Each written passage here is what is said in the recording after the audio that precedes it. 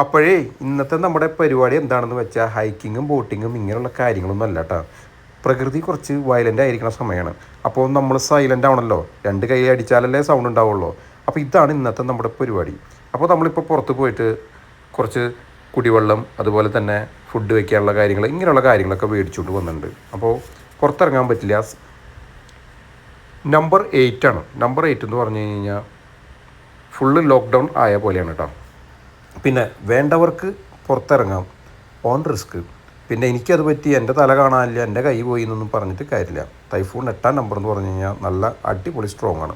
അപ്പോൾ എന്തെങ്കിലുമൊക്കെ അറിയുന്നത് ഉണ്ടാക്കുക, കഴിക്കുക, മിണ്ടാണ്ടിരിക്കുക, ഇത്രയും നമുക്ക് ചെയ്യാനുള്ളൂ. ഓക്കെ.